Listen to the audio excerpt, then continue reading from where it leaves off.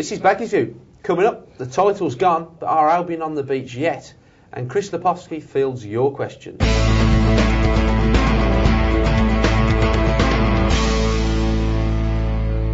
Hello and welcome to this week's Baggies View. I'm Andy Walker and I'm joined in our Fort Dunlop studios today by our man at the Albion, Chris Lepkowski.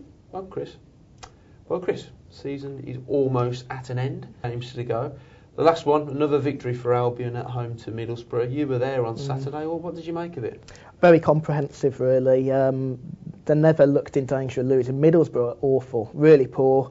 Results had gone against them that day, so they had to get something from the game, and they just didn't look like a team. They didn't gel. There was no cohesion. Credit to Albion. Albion played well. They really functioned, especially in the final third. They looked threatening. They looked dangerous, and Scott Carson went off injured at half time. Dean Kiley came on. I don't think neither of them really were tested during the game. It was a fairly comfortable win. And we know now that the Hawthorns Trophy cabinet won't be open this season as Newcastle wrapped up the Championship title on Monday. But it never really came as a surprise, did it?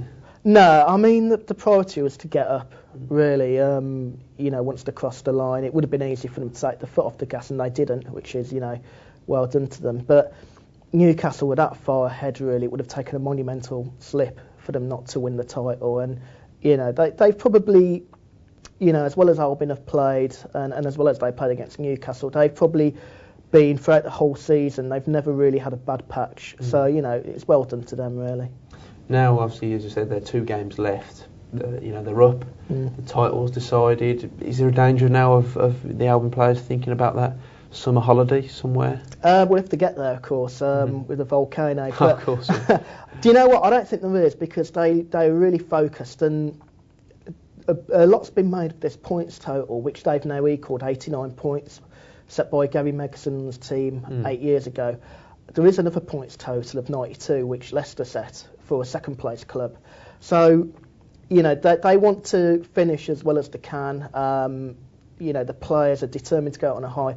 Di Matteo actually did state that there's a few players still fighting for next season, really, to impress him and to make him think twice about what he's going to do. So I don't think they'll ease up. Okay, thanks, Chris. Well, the season may be all but over, but you're certainly still interested in goings-on at the Albion, as reflected by the questions you sent across to us. There's a couple here, Chris. The first one is from an Albion fan, Scott, and this was via Twitter. And basically, he wants to know how many players Albion will sign for next season. Goalkeeper, another centre-half, and maybe even making the loans of Stephen Reid and Ben Watson, who've obviously gone back permanent. What's your thinking on that at this stage? Well, I think Reid and Watson are potentials, definitely. I spoke to Ben last week before his Arsenal match, after saying he gave the impression that he'd quite happily entertained the idea of coming back if Wigan didn't want him. Reid, I think, too, will be out of contract in the summer, so he could go. Goalkeeper-wise, they are looking for a number 2, and it is very much going to be a number 2 from what I'm hearing now. We're seeing names like James mentioned, Myhill.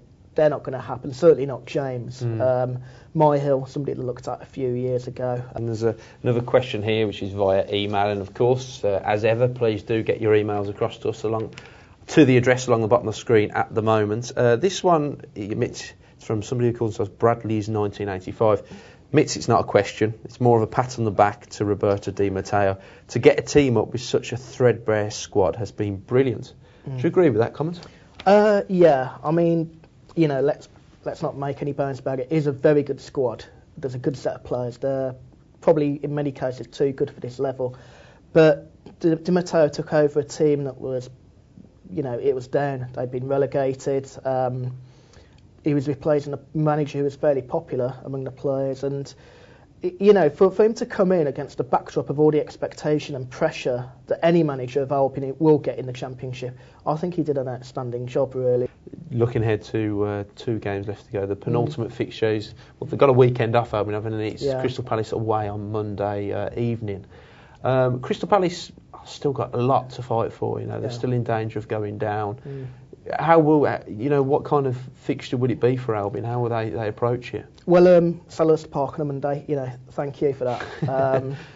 It'll be a tricky one because Palace are still in danger. We don't know how results will go on a Saturday with Watford particularly. So they will need to, get something from that game. Thanks for joining us this week. And thank you for watching. And be sure to log on same time next week, where we'll be looking back to see how Albion got on at Selhurst Park. Thanks, and we'll see you then.